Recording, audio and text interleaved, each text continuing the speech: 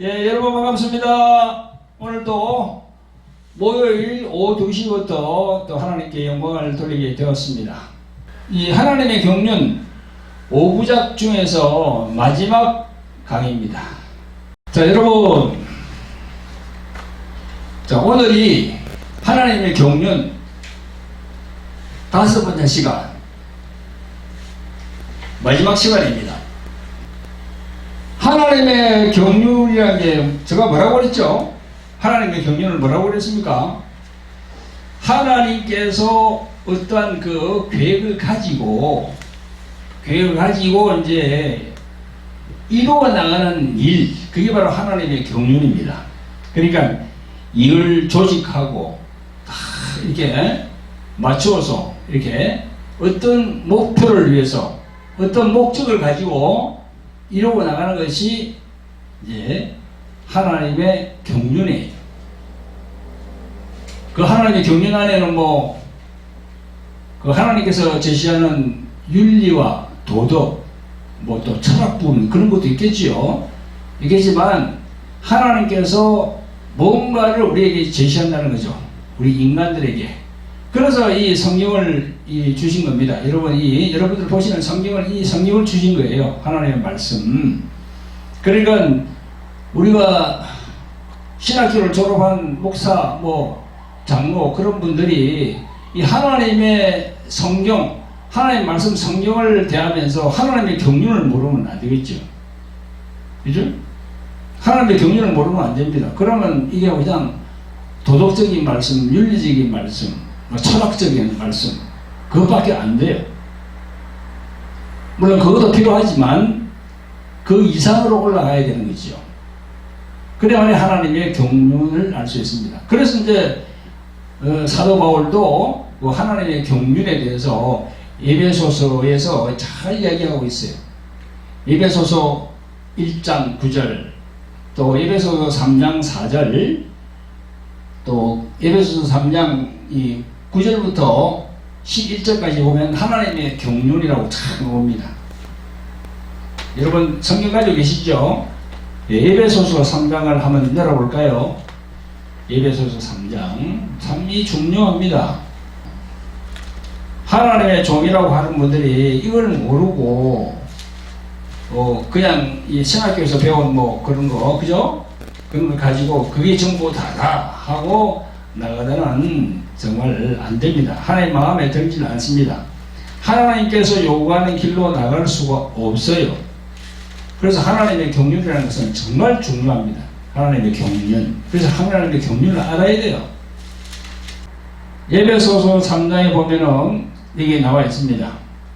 여기 보면은 1절부터 이러므로 그리스도 예수의 일로 너희 이방을 위하여 갇힌 자 된 나 바울은 너희를 위하여 너에게 주신 하나님의 그 은혜의 경륜을 너희가 들었을 테이다. 은혜의 경륜이라고 나와요. 경륜. 곧 계시로 너에게 비밀을 알게 하신 것은 계시로 비밀을 알겠다고. 그 비밀은 뭡니까? 뭔가 감추어 둔 거거든. 감추어 둔 것을 이야기하는 거야. 내가 이미 대강 기록함과 같으니 이것을 읽으면 그리스도의 비밀을 내가 깨달은 것을 너희가 알 수 있으리라 그랬습니다. 그리스도의 비밀을 했어요. 여기는 비밀이라고 나왔는데 킹 제임스 버전에 보면 비밀이 아니고 신비라고 나와 있습니다. 미스테리. 그리고 비밀이나 미스테리, 신비나 같은 의미인데 조금은 다르죠. 비밀은 감춰놓은 거야. 아무도 모르게 감춰놓은 거야. 그래서 유대인들이 몰랐습니다. 유대인들이 몰랐어요. 사도 바울도 처음에는 이름이 뭡니까? 바울이 아니고 사울이죠. 그때는 예수님을 전하는 그런 사람들을 핍박하는 사람들이었어요. 예수님을 전하는 그런 제자들을 잡아가지고 감옥에 가두고 핍박하는 사람이 바로 사도 바울, 옛날 그 사울이었어요. 그때는 몰랐는 거예요. 사도 바울도 그때는 몰랐어요. 다메섹 도상에서 예수님을 만나기 전에는 그걸 몰랐어요. 그러다가 성령을 받고 난 다음에 다 이 비밀을 깨닫게 되는 거예요. 감춰진 걸 깨닫게 되는 거죠. 딱 감춰놓은 거예요. 그걸 얘기 이제 사도 바울은 그리스도의 비밀이라고 했어요. 비밀. 근데 킹 제임스 버전에는 신비라고 나와 있습니다. 신비. 신비는 뭡니까? 이 미스테리야. 미스테리. 그래서 오늘은 이 하나님의 경륜 마지막 시간인데 이 키포인트를 어디 잡아야 하면요. 제가 이게 그걸로 잡았습니다. 성육신. 성육신으로 잡았어요. 성육신. 성육신을 이제 영어로 이제 인카르네이션이라고 그러잖아. 인카르네이션. 스페인 말로는 인카르나이션, 인카르나이션 비슷합니다. 스페인 말이나 영어나 비슷해요. 스페인 말은 그냥 읽는 그대로 읽는 거야. 영어는 약간 발음 기호에 따라서 다르잖아요, 그렇죠? 다른데 스페인 말은요 읽는 그대로 있습니다. 인카르나시온. 이게 뭐냐면 성육신. 이 성자가 이 거룩할 성자가 아니고 이루어질 성자야. 그 다음에 육신. 이 육이 뭡니까 이게? 살육자 아닙니까? 살육. 고기 육자지. 그죠? 이게 성육, 신. 이게 몸신자. 이 성육신이 뭡니까 이게? 인성과 신성을 가진 그런 분이 이 세상에 온다. 그래 하나님이 사람이 된 사건, 신이 인간의 모습으로 이 세상에 나타난 사건, 그걸 갖다가 성육신이라고 하는 겁니다.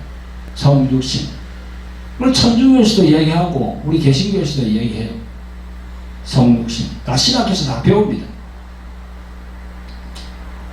그 신학교에서 성육신에 대해서 배우는데 그 뭐 다 이제 교수들이 나와서 뭐 이렇게 가르쳐주고 시험 치고 그러잖아요. 그래서 성령을 안 받으면 그냥 그것도 하나의 지식으로 남는 거예요. 성령을 안 받으면은 아무리 뭐 성육신에 대해서 이야기를 하고 그래도 그냥 하나의 지식으로 남아요. 크게 깨달음을 얻지 못해요. 강도사는 그렇지, 그죠? 그랬습니다. 저도 그랬고, 성령을 진짜 완전히 자기 그 성령이 임하시면 이 성육신에 대해서 완전히 깨닫게 되거든요. 성육신에 대해서.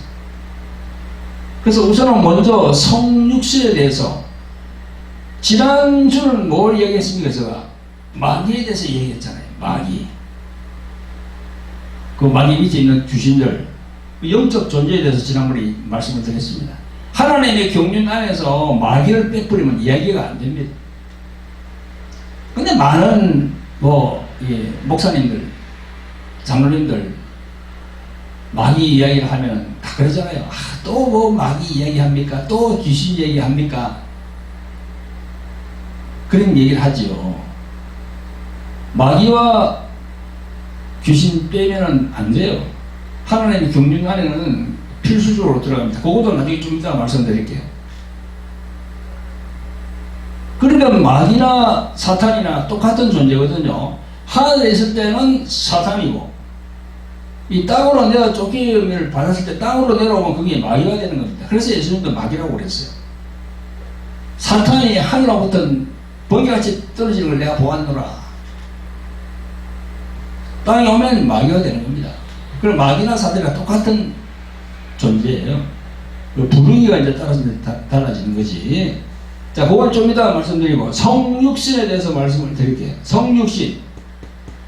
하나님의 경륜 안에서 제일 중요한 게 성육신입니다.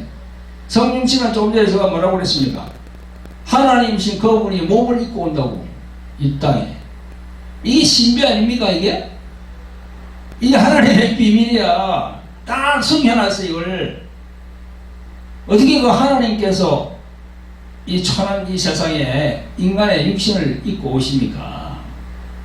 참 이게 놀라운 사건이에요. 놀라운 성육신. 놀라운 사건입니다. 그래서 이 방송을 보시는 여러분들도 이 성육신은 정말 놀라운 사건이다. 놀라운 사건이다. 하나님이신 그분이 어떻게 인간의 몸을 입고 이 세상에 신성과 인성을 가지고 오시느냐. 그러면 그게 이제 우리가 그냥 말로만 하나님께서 인간의 몸을 입고 왔다고 이렇게 이야기를 하면 믿겠습니까? 말씀의 증거가 있어야 되잖아요. 성경 말씀의 증거가 있어야 돼요. 자, 성경 말씀에 증거가 있는데 여러분 한번 보세요. 여기 이제 제가 적어놨어요. 여기 요한복음 1장 14절, 로마서 8장 3절 4절, 골로새서 1장 22절, 그 다음에 요한일서 4장 2절, 마태복음 1장 18절 25절, 이게 다 그냥 적어놨습니다. 이게 엄청 중요하거든요. 이게. 자, 그럼 먼저 그러면 사도 바울은 뭐 성육신에 대해서 어떤 말씀을 하셨나? 사도 바울은 로마서 8장 3절 4절에서 이렇게 증가합니다. 율법이 육신으로 말미암아 연약하여 할 수 없는 그것을 하나님은 하시나니, 율법이 육신으로 말미암아 연약하여 할 수 없는 그것을, 우리 육신 때문에 율법을 이루기가 참 힘들어요. 육신의 제약이 있거든. 이게 육신이 계속 죄를 짓잖아요. 여러분도 마찬가지고 저도 마찬가지고, 이 육신이 죄를 짓도록 만듭니다. 그런데 그걸 갖다 하나님은 하시나니, 곧 죄로 인하여 자기 아들을 죄 있는 육신의 모양으로 보내요. 하나님께서 자기 아들을 죄 있는 육신의 모양으로 보낸다고. 육신의 죄를 정하사 육신을 쫓지 않고 그 영을 쫓아 행하는 우리에게 율법의 요구를 이루어지게 하려 하심이라. 사도 바울이 로마서 8장 3절 4절에서 그렇게 말씀했어요. 육신의 죄를 정하사 육신을 쫓지 않고 그 영을 쫓아 행하는 우리에게 율법의 요구를 이루어지게 하려 하심이라. 그 영을 쫓아, 이게 중요해요. 영을 쫓아. 그 영이 뭡니까? 성령이지. 성령이지. 그 지금 현재 보면요, 이 개신교에서 이 하는 걸 보면요, 성령을 홀대하고 성령을 무시하는 경우가 참 많거든요. 말로는 그냥 성령 그러합니다. 뭐 성령 강림절 되면 성령에 대해서 이야기하는데 실제로는 성령의 사역을 엄청 해방하는 경우가 많습니다. 이게 그 영을 쫓아 행하는, 그 영을 성령으로 행하는 우리에게 율법의 요구를 이루어지게 하려 하십니다. 다 이렇게 적어놨어요. 그 다음에 골로새서 1장 22절, 이제는 그의 육체의 주국으로 말미암아 화목케 하사 너희를 거룩하고 흠없고 책망할 것이 없는 자로 그 앞에 세우고자 하셨으니.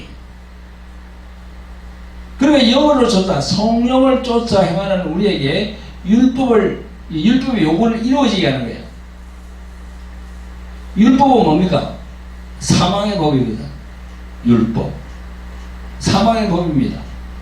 그 율법으로 살면은요, 죽을 수밖에 없어요. 천국 절대 못 갑니다. 그러면서, 보세요. 그러면서 요한복음 1장 14절. 말씀이 육신이 되어, 이 말씀이 뭡니까? 바로 그리스도, 예수님을 얘기하는 거예요. 예수님이 육신이 되어 우리 가운데 가시며 우리가 그 영광을 보니 아버지의 독생자의 영광이요 은혜와 진리가 충만하더라. 이 말씀이 육신이 딱 되잖아요. 말씀이. 그 예수님이 육신으로 오는 거야. 그게 바로 성육신입니다. 성육신. 인카네이션. 성육신. 신성과 인성을 두 개를 다 가지고 오시는 분이 바로 예수님이라는 거죠. 그리고 요한복음 1장 14절, 이게 참 말씀 중요하죠. 말씀이 육신이 되어, 즉 다시 말해 예수님이 육신이 되어서 온다는 겁니다. 독생자이신 그분이. 그게 이제 마태복음 1장 18절 보면, 18절부터 제가 읽어보겠습니다. 예수 그리스도의 나심은 이러하니라. 그 모친 마리아가 요셉과 정혼하고 동거하기 전에 성령으로 잉태된 것이 나타났더니 그 남편 요셉은 어려운 사람이라 저를 드러내지 아니하고 가만히 끊고자 하여 이 일을 생각할 때에 주의 사자가 현몽하여 가로되 다윗의 자손 요셉아, 내 아내 마리아 데려오기를 무서워 말라. 저에게 잉태된 자는 성령으로 된 것이라. 아들을 낳으리니 이름을 예수라 하라. 이는 그가 자기 백성을 저희 죄에서 구원할 자이심이라 하니라. 이 모든 일이 된 것은 주께서 선지로 하신 말씀을 이루라 하심이니 가라사대 보라, 처녀가 잉태하여 아들을 낳을 것이요 그 이름은 임마누엘이라 하리라. 하사선이 이를 번역한즉 하나님이 우리와 함께 계시다 함이라. 요셉이 잠을 깨어 일어나서 주의 사자의 분부대로 행하여 그 아내를 데려왔으나 아들을 낳기까지 동침치 아니하더니 나음의 이름을 예수라 하니라. 아멘. 이게 딱 오잖아요. 이게 천사가 가르쳐 주잖아요. 요셉에게.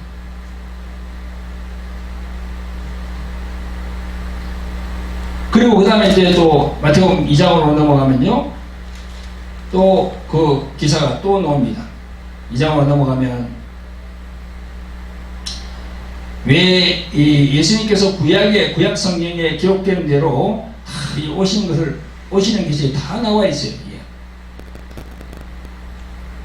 여기 이제 보면 이담입니다만 8절 9절에 보면 베들레헴으로 보내매 이르되 가서 아기에 대하여 자세히 알아보고 찾거든 내게 고하여 나도 가서 그에게 경배하게 하라. 박사들이 왕의 말을 듣고 갈새 동방에서 보던 그 별이 문득 앞에 인도에 가다가 아기는 곧 위에 머물러 섰는지라. 저희가 별을 보고 가장 크게 기뻐하더라. 이 별로 나오잖아요. 별. 이 별이 무슨 별일까요? 목성입니다. 이 천체를 연구하는 이 기독교인들, 크리스찬들 중에서 천체를 연구하는 그 천체 과학자들이 이걸 다 조사를 했어요. 2000년 전으로 다 이 기하학적, 수학적으로 되어 있기 때문에 이건 틀림이 없어요. 그래가지고 2000년 전에 그 당시 예수님이 태어날 때 그 당시에 그 천문 별의 움직임을 다 봤어요. 목성입니다. 목성이 딱 그 베들레헴 그 위에 뜬 겁니다. 목성이 제일 크거든요. 별 중에서. 아무튼 이게 이런 성경에 나와 있는 그대로 말이죠. 다 이렇게 다 나와 있습니다. 그러니까 우리가 이 말씀을 증거를 조합해 보면요, 우리가 부인할 수가 없습니다. 정말 부인할 수가 없어요. 그래서 사도 요한은 뭐라고 했습니까?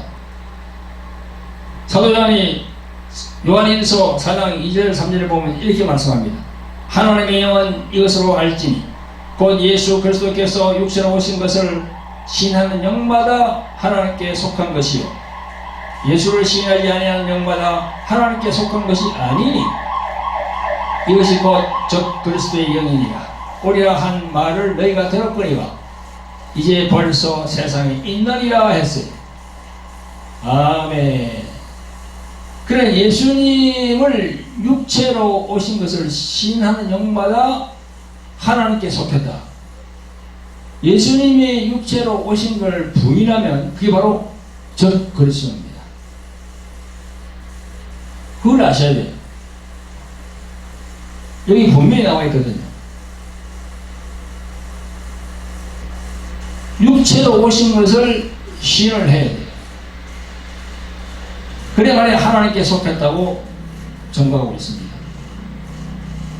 그래서 지금 보면 우리가 이단이라고 하는 그런 단체들 있잖아요. 하나님께서 보내신 예수 그리스도, 그 육체를 입고 오신 그 예수 그리스도를 인정을 하지 않아요. 삼위일체 교리를 인정하지 않습니다. 그 천주교나 우리 개신교는 삼위일체 교리를 인정하거든요. 성부, 성자, 성령. 그 중에서 성자, 예수님이 육체를 입고 오신 것, 그거 우리 인정을 해야 되거든요. 그거 인정하지 않습니다. 그래서 이단이에요, 그게. 그걸 아셔야 돼요. 여기 분명히 그랬잖아요. 적 그리스도의 영이라고. 2000년 전에 벌써 적 그리스도의 영이라고 그랬습니다. 지금 뭐 보면 뭐 요한계시록에 뭐 어떻게 됐고 뭐 적 그리스도가 나타나고 2000년 전에부터 적 그리스도가 나타났어요. 사도 요한이 이렇게 정리를 한 겁니다. 2000년 전부터 적 그리스도는 뭐다? 예수님이 육체로 오신 것을 신앙하지 않는 거예요.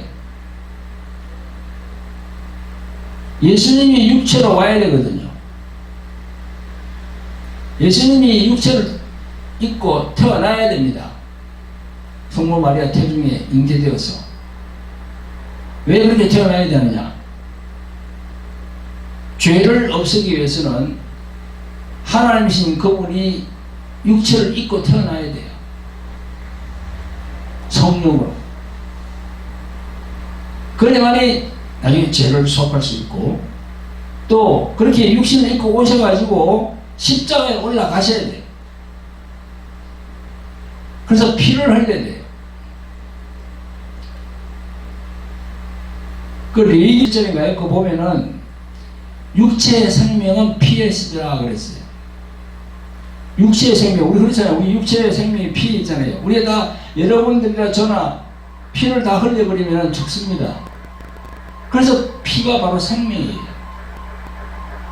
우리 육신에 있는 피도 생명인데, 영적인 그 피, 영적인 피는 어떻게 됩니까?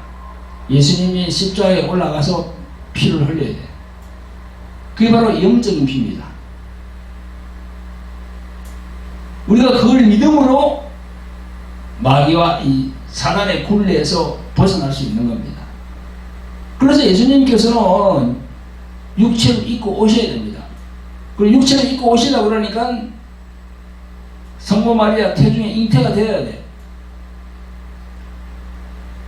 그 잉태된 그거는 어떻게 됩니까? 다 구약에 예언이 되어 있거든요. 이사야서 뭐 여러 그 구약 성경을 보면요, 다 예언이 되어 있습니다. 언젠가는 메시아가 오셔서 이렇게 태어난다고. 그 예언을 이룬 거예요. 20년 전에 예수님께서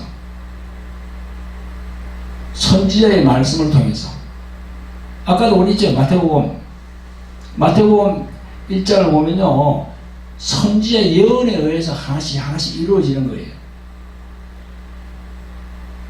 때가 참에 예수님께서 이 땅에 오셨지만 그 때가 차기까지 선지자들의 그 구약의 말씀이 계속 선포가 된 겁니다. 언젠가는 메시아가 온다고. 그 때는 모르지만 언젠가는 온다고. 지금도 마찬가지입니다. 지금도 예수님의 재림만 남았잖아요. 예수님이 다시 온다는 거 재림만 남았습니다. 그 때는 아무도 몰라요. 때는 아무도 모릅니다. 그 때를 정해가지고 하는 거 시한부 종말론 다 그 이단입니다. 가짜입니다. 속아서는 절대 안 돼요. 근데 많은 사람들이 속지요. 아니, 목사 장로도 속아요, 그게. 그래서 우리가 말씀에 분명히 서야 되는 거지요. 예수님도 그랬습니다. 분명히 오긴 오시는데 도적같이 온다고 그랬어요. 도적같이. 도적. 뭐 도적같이 오신다는 건 뭐예요? 알려주지 않고 온다는 거야. 그 도적이 어떤 집에 침입할 때 그 주인에게 내가 맨날 4시에 그 길 내가 들어가겠다고, 당신 집에 내가 들어가겠다고 알려주고 오는 도적이 어디 있습니까? 없잖아요. 그래서 예수님이 도적같이 온다고, 아무 통보 없이 갑작스레 온다고. 왜 이렇게 갑작스레 옵니까? 왜 갑작스레 오죠? 갑작스레 와야 신앙을 점검할 수가 있잖아요. 그래서 갑자기 오시는 거예요. 갑자기. 그걸 아셔야 됩니다.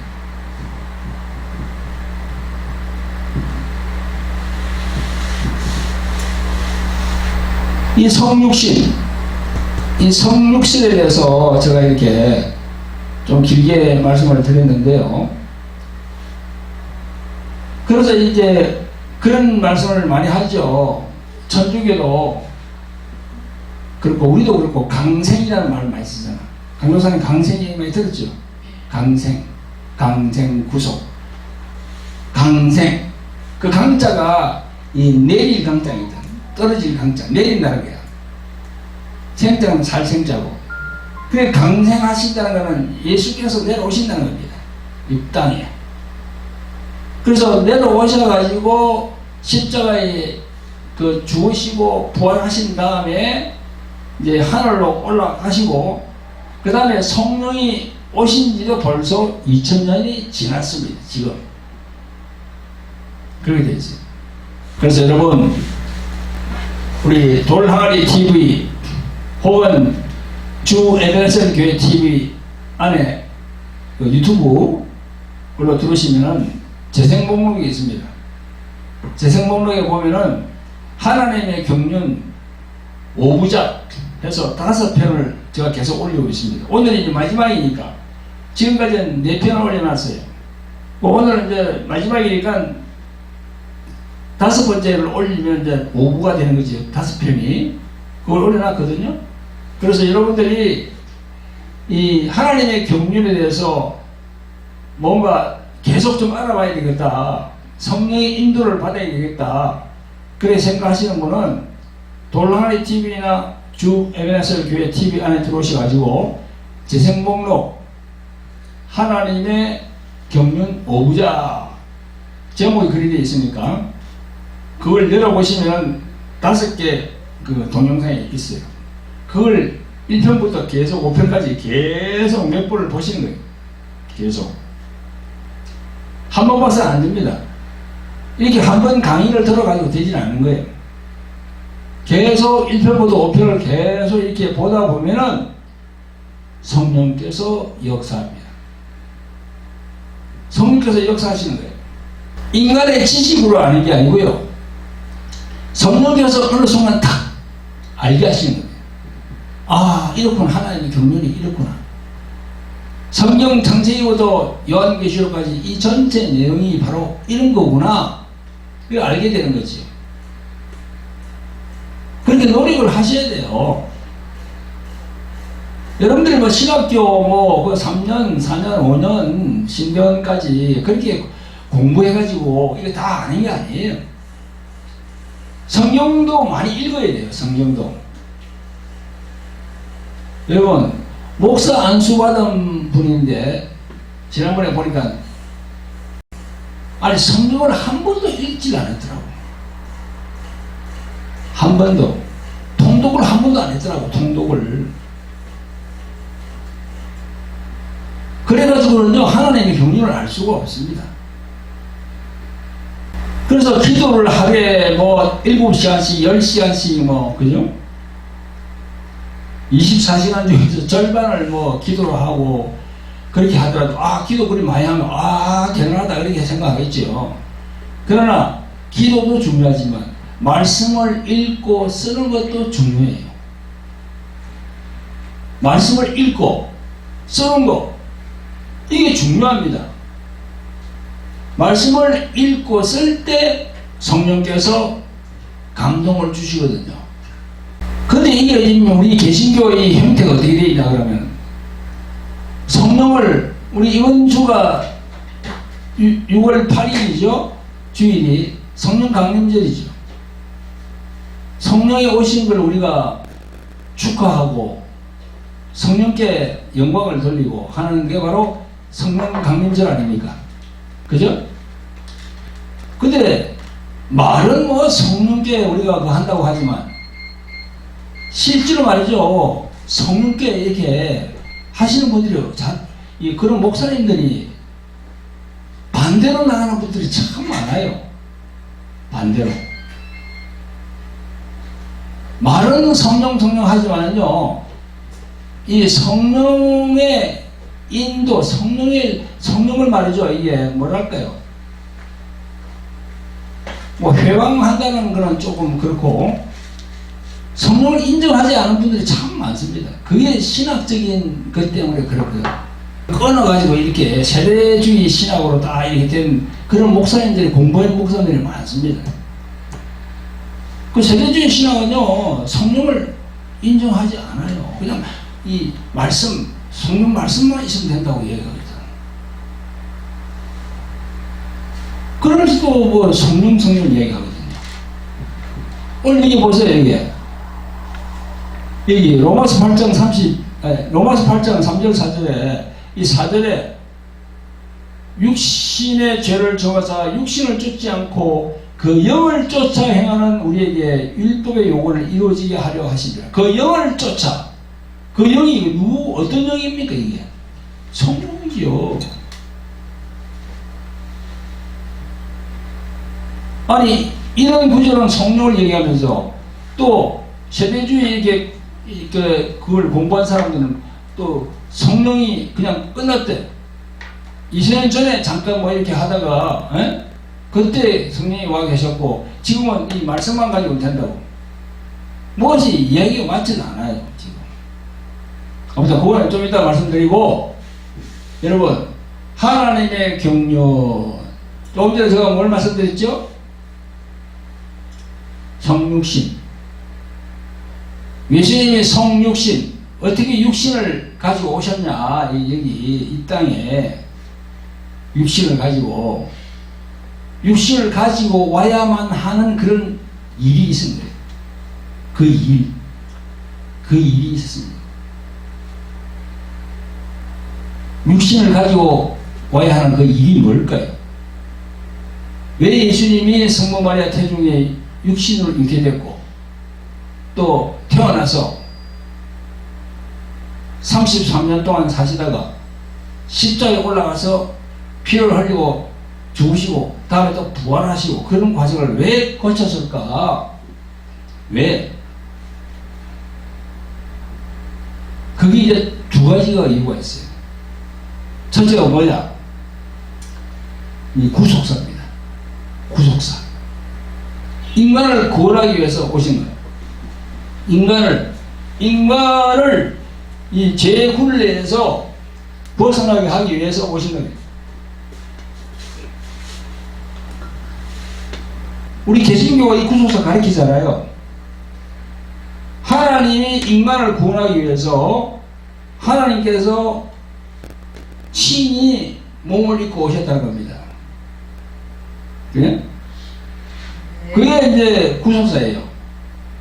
그래서 신학교에서 구속사 가르치거든요. 그게 이제 여기 로마서 8장 3절, 골로새서 1장 22절, 그 다음에 요한복음 3장 16절입니다. 요한복음 3장 16절. 여러분, 요한복음 3장 16절 너무너무 잘 알잖아요, 이거요. 이 기독교, 개신교 교인치고 이 구절을 모르는 분이 있을까? 네? 이 구절을 모르면은 정말 이 기독교 교인이 아니지. 자, 요한복음 3장 16절 한번 읽어볼까요? 하나님이 세상을 이처럼 사랑하사 독생자를 주셨으니 이는 저를 믿는 자마다 멸망치 않고 영생을 얻게 하려 하심이니라. 하나님이 그 아들을 세상에 보내신 것은 세상을 심판하려 하심이 아니요 예수님으로 말미암아 세상이 구원을 받게 하려 하심이라. 할렐루야. 예, 딱 나오잖아 이거예요. 이게 바로 구속사의 제일 대표되는 말씀이 이거예요. 이게 요한복음 3장 16절 이 말씀입니다. 그러면 여러분, 우리가 그러면 이 말씀만 있냐? 이 말씀만 있을까요? 성경에서 얘기하는 말씀이 이 말씀만 있으면은 이걸로 구속사 이걸로 우리가 이제 딱 이제 중심을 잡아야죠. 이 말씀도 있지만 이게 이제 말하는 게 바울 신학입니다. 바울 현대 신학은 이 바울 선생이 적은 이 로마서, 골로새서, 그 다음에 여러 이 말씀들 쭉 나오잖아요. 그걸 다 종합한 게 바로 이거 바울 신학입니다. 이 구속사거든요. 얼마나 바울 사도가 잘 적어놨는지 몰라요. 정말. 근데 이 말씀만 있는 게 아니에요. 성경은. 또 하나가 있는데 이게 뭐냐면요. 영적 세계의 질서. 영적 세계의 질서가 있다는 거예요. 그게 바로 내가 얘기하는 마귀론입니다. 마귀론. 요걸 알아야 돼요. 요걸 모르면 안 돼요. 그래서 구속사도 중요하고 영적 세계의 질서, 요 마귀론도 알아야 되는 거예요. 그래서 우리가 흔히들 그런 얘기 하잖아요. 이 손뼉을 치려 그러면은 왼쪽 오른쪽 손을 맞춰야 소리가 크게 나듯이 마찬가지입니다. 구속사도 어떻게 애정해가지고 쭉 했는지 우리가 알아야 되고, 그 다음에 영적 세계의 질서, 요것도 알아야 돼. 영적 세계의 질서를 알려고 그러니까 어떻게 됩니까? 하나님이 계시고, 그 다음에 인간이 있고, 그 중간에 무엇이 있다? 마귀가 있는 거예요. 이걸 알아야 돼요. 하나님이 계신 것 우리가 알잖아요. 우리 인간도 하나님께서 지었으니까. 그렇게 해서 인간을 구원하기 위해서 오신 것이 바로 구속사라니까요. 그런데 요 중간에 이거 마귀가 있다는 거예요. 그게 바로 영적 세계의 질서입니다. 그걸 우리가 흔히들 요한신학이라고 얘기를 해요. 요한신학.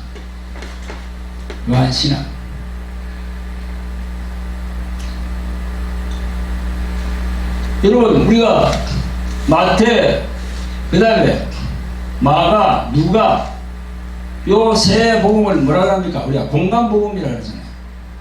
공간복음. 근데 제일 마지막 사복음, 요한복음은 공간복음에 들어가지 않거든. 그 요한복음은요, 이 하나님의 관점에서 딱 그걸 적어놓은 겁니다. 예수님의 신성에 대해서 적어놓은 것이 바로 요한복음입니다. 그래서 이제 복음을 나누고 그러면은 앞에 공간복음 그 세 가지를 알고, 마태, 마가, 누가, 복음 그걸 알고, 그 다음에 요한복음을 또 알아야 돼요. 그래 원전이 되는 겁니다. 사복음에서. 그 요한복음에 보면은 쭉 다 나와요. 이 영적 세계의 질서, 여기 보면요, 요한일서 3장 8절이 참 중요합니다. 여러분 한번 보세요. 요한일서 3장 8절. 요한일서 3장 8절이 어떻게 되어 있는지. 시작. 죄를 짓는 자는 마귀에 속하나니 마귀는 처음부터 범죄하니라. 하나님의 아들이 나타나신 것은 마귀의 일을 멸하려 하심이니라. 이렇게 되어 있습니다. 죄를 짓는 자는 마귀에 속하나니 마귀는 처음부터 범죄함이라. 이랬습니다. 마귀는 처음부터 범죄함이라. 이 말씀도 참 이해하기가 힘들죠. 마귀가 처음부터 뭘 범죄했지? 아니, 범죄한 거는 가인이 범죄해서 아벨을 죽였는데, 여기는 마귀가 범죄했다고 그러잖아요. 이 범죄가 바로 하늘의 범죄예요. 하늘에서 하나님을 대적한 거예요. 하나님 자리에 자기가 올라가겠다고 그걸 하나님과 비기기, 하나님 자리에 올라가겠다고 자기가 그걸 한 거예요. 반역을 한 겁니다. 그래서 사도 요한이 이렇게 적어놓은 겁니다. 마귀는 처음부터 범죄합니다. 하나님의 아들이 나타나신 것은 마귀의 일을 멸하라 하십니다. 마귀의 일을 멸하란다. 그러면 마귀의 일을 멸하기 위해서 예수님께서 이 십자가에 달려서 온 중에 절반이 속하잖아요. 절반은 인간 구원, 절반은 마귀의 일을 멸하기 위해서 오셨거든요. 그럼 마귀에 대해서 알아야죠. 마귀에 대해서 모르면 안 되죠. 마귀가 어떤 존재인지. 그래서 제가 지난번에도 말씀드렸잖아요. 신학교에서 가르치는 중에서, 조직신학 중에서 마귀론이 없다고. 딴 건 다 있는데 마귀론이 없다고. 마귀에 대해서 집중적으로.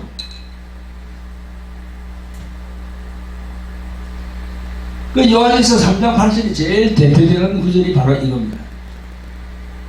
후속사에서 제일 대표되는 것이 바로 요한복음 3장 16절이고, 여러분 요한서 8장 3절.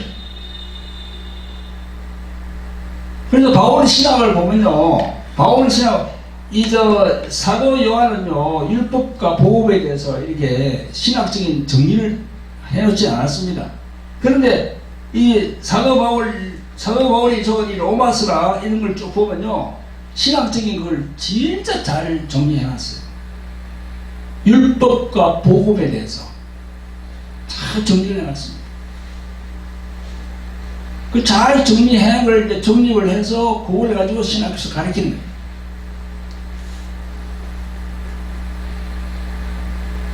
그걸 신학에서 가르치는 걸 제가 잘못됐다는 게 아니고요. 그렇게 가르쳐야 돼요. 그런데 한 가지 빠지는 것이 뭐다? 요거 두 번째 영적 세계의 질서, 요걸 가르쳐야 돼요. 또 가르쳐야 돼요. 이걸 가르쳐야, 두 번째 영적 세계의 질서를 가르쳐야 바로 영권이 임합니다. 영권. 성령께서 능력을 주시는 거예요. 그 종에게. 이 앞에 나오는 구속사, 이거 다, 이건 배우는데요. 이건 기본으로 다 배우는데, 이거 배웠다 해서 하나님께서 영적인 권능을 주지 않습니다. 저는 그렇게 생각해요. 첫째, 구속사와 영적 세계의 질서, 이 마귀로까지 다 마스터해야만이 하나님께서 영권을 허락하시는 거예요. 그래서 선교 나가더라도, 선교사라도 이렇게 양쪽을 다 알고 다 선교를 나가야, 보세요. 우리도 지난번에 캄보디아 갔다 왔는데, 이 동남아시아 얼마나 불교, 힌두교, 이슬람교, 너무 그냥 그렇거든, 지금요. 그건 귀신들이 엄청 많습니다. 마귀가 엄청 관장하고 있어요.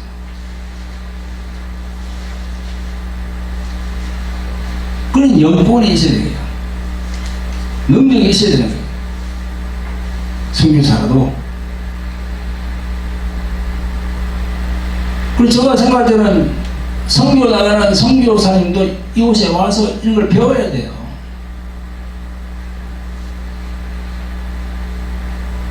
배워야 됩니다.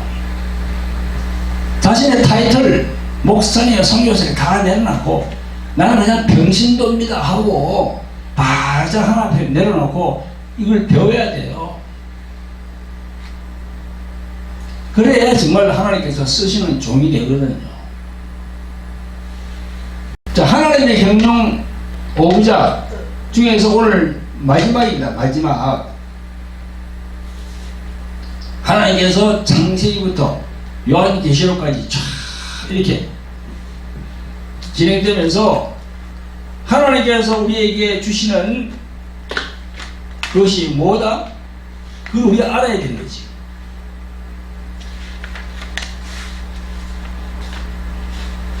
제가 지난번 시간에도 얘기했죠, 그죠? 시간과 공간이, 우리가 사는 세계는 지금 시간과 공간이 같이 지금 가고 있어요. 공간 속에 살면서 시간이 또 흐르고 있는 거야, 이게. 그 성경은 그걸 얘기하고 있다고 그랬죠? 헬라의 사고방식은 바로 그거야. 돌아간다는 거야. 돈다는 거야, 지금 이게. 그건 이제 불교에서는 윤회라고 합니다. 윤회. 그 헬라적인 그런 철학도 이 윤회가 있어요. 그 안에. 돌잖아요, 우리야. 봄, 여름, 가을, 겨울. 사람도 나오고, 죽고 나오고, 다 돈다고, 이게. 그러니까 불교와 다른 거는 보면 이걸 얘기 안 하지. 히브리적인 그 얘기를 안 하지. 히브리 신앙은 뭡니까? 처음, 나중, 시작, 끝, 직선이에요, 직선. 이게. 그래서 우리 성경을 보면 두 가지가 다 되어 있다고 내가 지난번에 말씀드렸죠. 그 시간과 공간 개념으로 우리가 이게 살아가는데, 그런 천국이 있고 지옥이 있을까? 성경은 천국과 지옥을 분명히 말씀합니다. 그래서 성경을 보면 천국을 얘기할 때는 우리가 낙원을 얘기해요. 낙원. 그 성경적으로 보면 지금 낙원에 가서 다 잔다고 했습니다. 예수님께서 재림하면 다 거기서 일어나고 그랬습니다.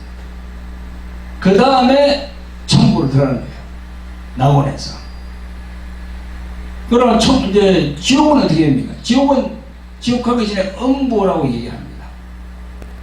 그게 누가복음 16장에 잘 나와요. 부자와 나사로 거기 음부가 나오거든요. 음부. 그걸 히브리 말로 소울이라고 그래요. 헬라 말로는 하데스라 그러고 음부. 그 다음에 또 지옥으로 가는 개념이 있어요. 지옥은 헬라 말로 게안나. 여러분, 우리가 사는 이 세계가 공간이 있으면서 시간이 흘러가잖아요. 천국도 그렇고 지옥도 마찬가지입니다. 그 공간이 있는 거야. 공간이 있는 거야. 지금 비록 우리는 3차원 세계에 살고 있으니까 이 흘러가는 걸 가죠. 근데 3차원 세계를 딱 넘어가면 4차원, 5차원, 6차원으로 가면 이 시간 개념이 없어져 버려요. 없어집니다.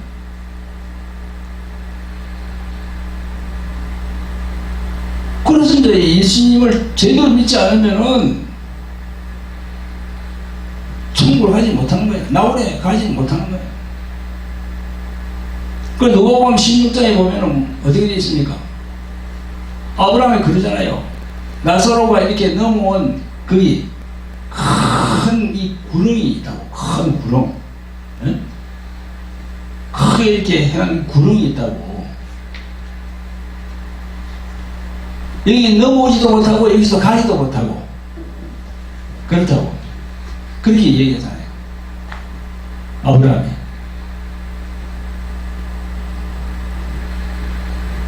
우리가 이 세상을 떠나면은 그걸 실감하게 되거든요. 우리가 이 세상을 떠나면은 그걸 딱 실감하게 되는 거예요. 예수님 제대로 믿는 사람은 나오네. 그래서 이제 천국으로 갈 길을 하는 거고, 예수님을 영접하지 않은 사람들은 음부로 떨어졌다가 그 다음에 지옥으로 가는 겁니다. 음부가 바로 스월, 지옥은 게안나. 그 요한계시록에 보면은 그게 불꽃으로 팍 되어 있는 그 불못으로 들어간다고 되어 있습니다. 그래서 시간과 공간의 개념을 알면은 우리가 이걸 이해할 수 있는 거죠. 지금까지 여러분들에게 이렇게 정리해서 말씀드린 걸 이해할 수 있는 거죠. 하나님의 경륜. 자, 오늘은 여러분 이 하나님의 경륜에 대해서 5번째 시간이고 제일 마지막 시간입니다. 그래서 이 마지막 시간까지 오늘 처음 들어오신 분들은 무슨 말씀 하는지 모르겠죠. 그러나 돌하리 TV나 주 에베소 교회 TV로 들어가셔서 그 재생 목록에서 하나님의 경륜 5부작을 보세요. 보시면 1부부터 쭉 이렇게 다 이렇게 올려놨습니다. 그걸 보시면은 이 성경이 지금 무엇을 말하고 있구나 그렇게 알 수가 있습니다. 아멘.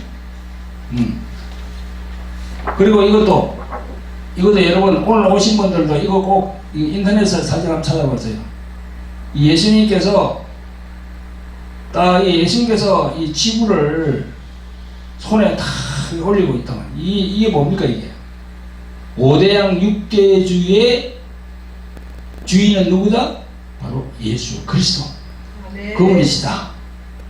그겁니다. 성경이 이걸 말하고 있습니다. 성경이. 내가 그렇게 얘기 주장하는 게 아니고 성경이 그렇게 말씀을 하고 있는 겁니다. 할렐루야. 그래 예수님이 얼마나 중요한 분인가를 우리가 알 수 있는 거지. 아멘. 그래서 구약의 여호와 야훼 그 이름으로 오신 분이 바로 예수 그리스도 이분이시다. 아멘. 네, 그렇게 저는 증거합니다. 자, 여러분 오늘 이 시간도 함께 해 주셔서 감사드립니다.